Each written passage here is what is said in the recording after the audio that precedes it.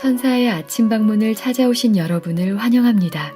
오늘도 아침 예배 말씀으로 믿음과 위로의 시간을 갖게 되길 바랍니다. 성도 여러분 안녕하십니까? 오늘도 아침 예배에 찾아오신 성도님들을 진심으로 환영합니다. 오늘은 믿음의 사다리 세 번째 시간입니다. 오늘 말씀을 통해서 믿음의 시련이 어떻게 온전한 인내를 만들게 되는지 배우고 우리의 삶에 적용하는 귀한 시간 되시길 간절히 바랍니다. 이제 기도하겠습니다. 하늘에 계신 아버지, 오늘도 우리에게 귀한 하루 허락해 주셔서 감사합니다. 먼저 우리의 마음이 하나님의 말씀을 들을 수 있는 준비가 될 수 있도록 인도하여 주시옵시고, 말씀을 들을 때 말씀 속에서 우리에게 주시고자 하시는 하나님의 뜻이 무엇인지 분별할 수 있도록 도와주시옵소서. 오늘은 온전한 인내에 대해서 살펴보려고 합니다. 성령 하나님께서 함께하여 주셔서 말씀을 듣는 모든 성도들이 말씀에 굴복하는 겸손함을 배울 수 있도록 인도하여 주시옵소서. 예수님의 이름으로 기도드립니다. 아멘. 안녕하십니까? 오늘 말씀의 제목은 인내를 온전히 이룸입니다. 그냥 인내를 이루는 것이 아니라 온전히 완전하게 이루라고 지금 여기서 얘기하고 있습니다. 이런 말씀들이 굉장히 우리 마음에 부담스럽게 느껴지고 어렵게 느껴지죠. 그래서 오늘 이 내용을 우리가 좀 잘 살펴보는 일이 필요합니다. 여기 야고보서 1장 3절에 말씀하시기를 너희 믿음의 시련이 인내를 만드는 줄 너희가 아미라. 그냥 시련이 인내를 만드는 것이 아니라 믿음으로 시련을 받은 사람들에게 인내가 열매로 맺혀진다는 것입니다.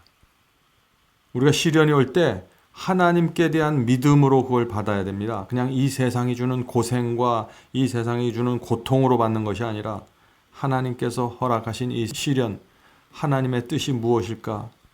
이 시련을 통해서 하나님께서 내게 무엇을 요구하실까를 생각하면서 기도하면서 시련을 받으라는 것입니다. 그렇게 할 때 인내를 온전히 이루라고 말하는 것입니다.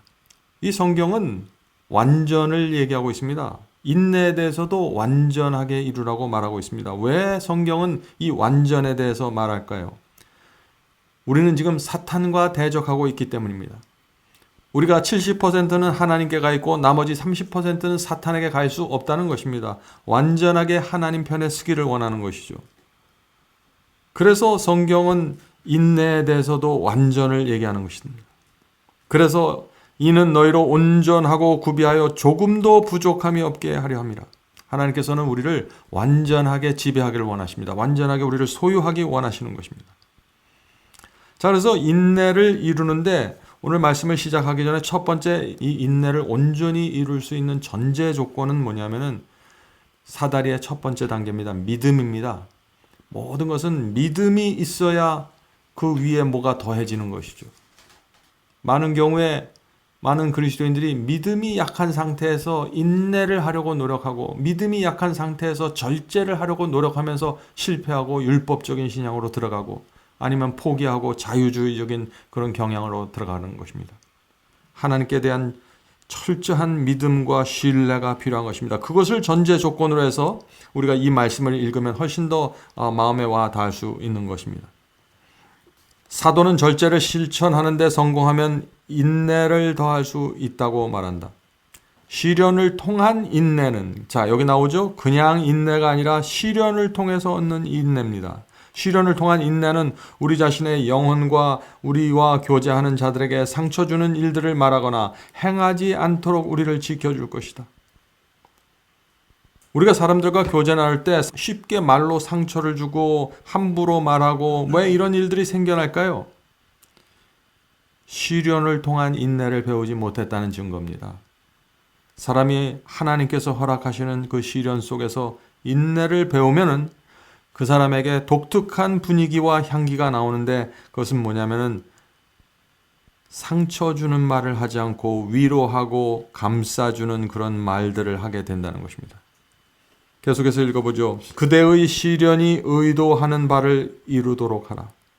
하나님께서 우리에게 시련을 허락하셨을 때 거기엔 반드시 하나님의 의도와 목적이 있다는 것입니다. 그래서 우리가 시련을 맞을 때 하나님께서 분명한 의도와 목적을 가지고 내게 이 시련을 허락하셨구나 하는 그 믿음을 갖고 시련으로 들어가라는 것이죠. 만일 그대가 인내를 연습한다면, 그리고 어려운 상황에 놓였을 때 조용하고 흥분하지 않는다면 아무것도 그대를 심하게 해줄 수 없을 것이다. 자, 우리가 시련과 고통 속에서 어려움을 당할 때 우리가 이것을 성공적으로 이겨내는 방법, 여기 두 가지를 얘기하죠. 첫 번째는 뭡니까? 이 인내를 연습하겠다는 마음으로 시련으로 들어가는 것입니다. 그냥 고통스럽고 왜 내게 이렇게 고통을 허락하셨을까? 왜 내가 이런 고생을 해야 될까? 왜 이렇게 내가 어려울까? 이렇게 되는 것이 아니라 이 시련을 하나님께서 주신 것으로 받아들이고 내가 이 시련 속에서 연습하고 인내를 만들어내는 하나님의 의도를 성취시킬 것이다 하는 믿음으로 들어가야 된다. 그리고 그 어려운 상황 속에서 조용히 흥분하지 말라는 것입니다. 왜냐하면 이것을 허락하신 분은 하나님이시기 때문에 하나님을 믿는 믿음으로 조용히 기도하면서 흥분하지 않는 상태에서 하면 아무것도 우리를 심하게 다칠 수는 없다라는 것입니다. 자, 그 다음에 이어서 이 절제의 필요성에 대해서 말합니다. 우리는 인내에 앞서 지식의 절제를 더한 베드로의 지혜를 알 수 있다. 왜 베드로가 이 절제를 더하냐 하는 것이죠. 인내에 앞서 절제를 말한 이유가 뭐냐 하는 것입니다. 이는 왜냐하면 자극을 일으키는 모든 욕망을 정복하기 위해서이다. 우리 마음속에, 우리 육체 속에서 올라오는 악한 욕망들, 모든 욕망들을 정복하고 절제하기 위해서 우리에게 이 먹고 마시는 문제에 대한 절제를 가르친다는 것입니다. 왜냐하면 신경이 이 자극적인 물질이라는 것은 먹고 마시는 것, 기호식품을 포함하는 것이죠. 이 자극적인 물질의 영향 아래 흥분하게 되면 중대한 악이 많이 저질러지기 때문이죠. 사람들이 술을 먹고 포도주에 취하면 악을 행하게 되죠. 자기도 모르게. 마찬가지입니다. 카페인과 여러 가지 자극적 화학 물질들이 우리 속에 들어가면은 그것이 우리의 신경을 자극해서 흥분하게 되고 쉽게 악이 올라오고 쉽게 자극을 받게 된다는 것입니다. 그래서 성경이 절제를 말하고 있다는 것입니다. 그 다음에 우리가 인내하는 목적에 대해서 말하고 있습니다. 그리스도인은 절제에 인내를 더해야 할 필요가 있다. 왜냐하면 말이나 행동으로 우리 자신의 양심이나 다른 사람들의 감정을 거스르지 않도록 원칙과 확고한 목적에 굳게 서야 할 필요가 있기 때문이다. 자, 우리가 인내를 해야 되는 목적이 뭐죠? 쓸데없이 다른 사람들의 감정을 거스르지 않고 내 자신의 양심을 확고한 원칙과 목적 위에 세우기 위해서 인내하게 된다는 것입니다. 불평 한마디 없이 품위를 지키며 비난과 실망과 상실과 역경을 견디기 위해서는 세상의 관습을 넘어서야 한다. 세상의 습관을 넘어서야 된다는 것입니다. 불평하지 않고 어떤 상황에서도 품위를 지키며 사람들이 나를 비난할 때 실망하지 않고 역경 속에서도 좌절하지 않는 이런 이 견인 불발의 정신을 가지려면 이 세상의 관습과 습관으로부터 벗어나야 된다. 그것을 떠나야 된다는 것입니다. 자, 화를 잘 내며 성격이 나쁜 남자나 여자는 행복이 무엇인지 진정으로 알지 못한다. 여기 참 재밌는 말이 나오죠. 화를 잘 내는 사람들은 행복이 정말 어떤 것인지 모른다는 것입니다. 왜냐하면 그냥 입으로 가져가는 모든 잔들이 쓴 쑥과 같을 것이며 그의 길은 거친 돌과 띨레와 가시로 뒤덮인 것처럼 보일 것이다. 자, 화를 잘 내고 성격이 예민하고 성격이 나쁘면은 자꾸 사람들과 부닥칩니다. 가족 안에서 부닥치고 교회에서 부닥치고 이웃들 사이에 부닥치고 그러면 행복해질 수가 없는 것이에요. 이런 사람들은 왜 나는 내 인생을 이렇게 자꾸 가시가 많고 찔레가 많고 왜 자꾸 나를 찌르냐 이렇게 생각하면서 슬픔에 빠지게 된다는 것입니다. 그래서 이 절제와 인내가 필요한 것입니다. 믿음으로 시작해서 이 인내까지 오는 이 사다리를 잘 밟고 올라가는 사람들은 인내하고 절제하고 믿음으로 살고 덕이 있기 때문에 그 인생이 풍요롭고 행복할 수밖에 없다는 것입니다. 하나님께서 우리의 행복을 위해서 지금 이런 믿음의 사다리를 소개해 준다는 것입니다. 인내를 온전히 이루어야 한다. 그렇지 않으면 우리는 부족함이 전혀 없는 완전한 사람이 될 수 없다. 참 여기도 참 어려운 표현이 나옵니다. 완전한 사람이 되어야 한다고 말하고 있죠. 완전한 사람이 된다는 것이 뭐예요? 이런 표현들을 여러분이 정확하게 이해해야 돼요. 성경에도 완전히 나오거든요. 완전한 사람이라는 것은 하나님께 완전하게 굴복한다는 것입니다. 완전한 사람이라는 것은 실수하고 넘어지지 않는 사람이 아니라 내가 죄를 졌을 때 하나님께 완전하게 고백하는 사람입니다. 시험이 올 때 하나님을 완전하게 의지하는 사람입니다. 두 가지입니다. 내가 죄를 범했을 때 일지라도 나는 완전할 수 있는데 그것은 내가 하나님께 완전하게 죄를 고백하고 내려놓기 때문에 나는 완전을 회복하는 것입니다. 또 시험이 올 때 내가 하나님께 의지해서 승리하면 그것도 완전입니다. 그래서 우리는 용서와 승리를 통해서 완전을 받는 것입니다. 그것은 완전한 굴복이죠. 우리는 시련과 고통을 피할 수 없다. 그렇다면 우리는 그런 것들을 온전히 인내하면서 감당해야 될까? 아니면 불평하면서 모든 것을 더 쓰게 만들어야 될까? 성도 여러분, 이 세상에 사는 모든 사람들은 알곡도 그렇고 가라지도 그렇고 이 세상에 이 지구에 사는 모든 사람들에게는 시련과 고통이 옵니다. 누구도 그것을 피할 수 없습니다. 의인도 고통과 시련을 당합니다. 자, 그렇다면 우리가 이것을 어떤 태도로 받아야 되냐 하는 것이에요. 이것을 당연히 받아야 될 것으로 받고 나만 받는 것으로 생각하지 말고 이 세상의 모든 사람들이 이 시련과 고통을 받는데 어떤 사람들은 이 시련 속에서 알곡이 되고 어떤 사람들은 이 시련을 통해서 가라지가 됩니다. 하나님의 의도와 목적이 전혀 이루어지지 않아요. 왜 그럴까요? 계속해서 읽어보죠. 금의 불순물을 제거하려면 용광로에 넣어야 한다. 그렇다면 우리도 정련하는 자의 감독 아래서 인내해야 하지 않겠는가? 그리스도를 위하여 시련을 견뎌야 할 때 우리의 마음은 수심에 찬 슬픈 상태로 침체되기를 거부하면서 모든 것을 기쁘게 여기며 하나님께 조용히 신뢰를 보여주어야 한다. 모든 사람에게 시련과 고통이 옵니다. 그것은 우리 인생에 찾아오는 용광로입니다. 그 용광로를 통해서 우리는 우리 속에 있는 불순물들이 제거되는 것입니다. 이것이 하나님의 목적이죠. 그러므로 우리는 인내를 가지고 조용히 하나님을 신뢰해야 된다는 것입니다. 하나님의 무엇을 신뢰할까요? 나에게 용광로의 시련을 허락하시는 하나님의 지혜와 하나님의 사랑과 나를 구원하려는 하나님의 노력을 신뢰하는 것입니다. 그래서 우리가 그 속에서 조용히 하늘을 바라보면서 기도할 수 있는 것입니다. 이런 우리의 모습이 이 세상을 비추는 빛이 되는 것이고 소금이 되는 것이고 이런 우리의 생애가 하나님께 영광이 되는 것입니다.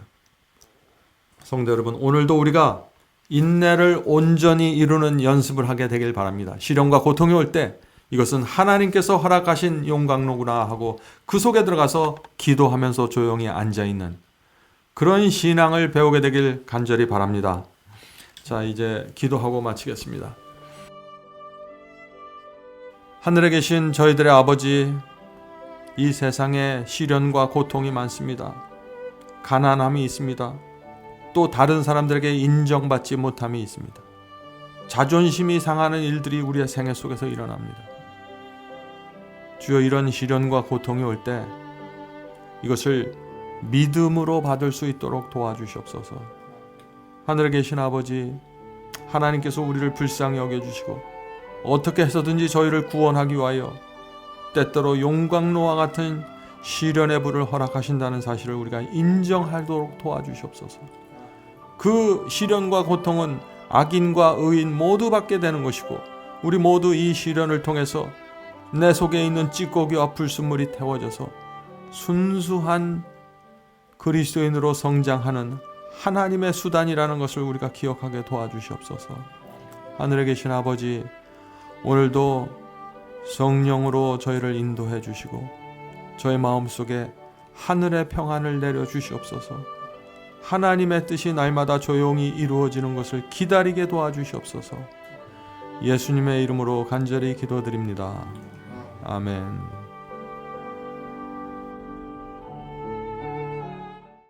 성도 여러분, 마지막 사명에서는 아침 예배 채널을 유튜브에서 별도로 운영하고 있습니다. 아침 예배 채널에서는 매일 새벽 4시에 예배 영상이 올려지고 있으며 특별히 아침 9시에 생방송 예배가 진행됩니다. 아침 9시 생방송 예배가 아침 예배 채널의 독특한 특징입니다. 원하시는 분들은 유튜브에서 아침 예배 채널을 별도로 구독 신청하여 주시면 저희와 함께 생방송으로 아침마다 예배 드릴 수 있습니다. 매일 아침마다 하나님의 말씀으로 저희 모두가 주 앞에 나와 예배 드리는 신앙으로 함께 나가게 되길 간절히 바랍니다. 감사합니다.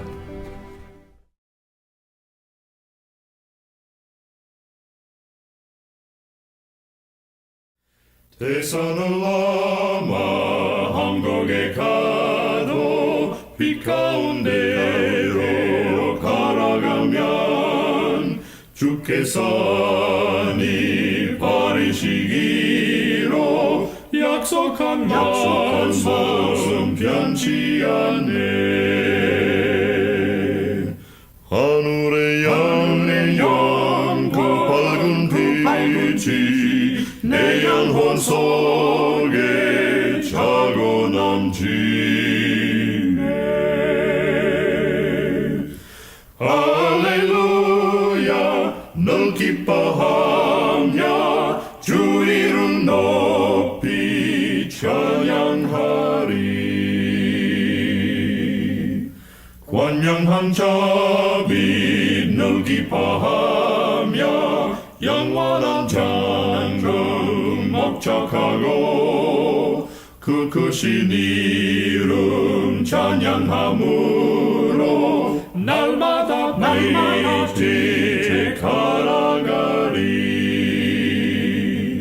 하늘에 영원 그 밝은 빛이 내 영혼 속에 차고 넘치네.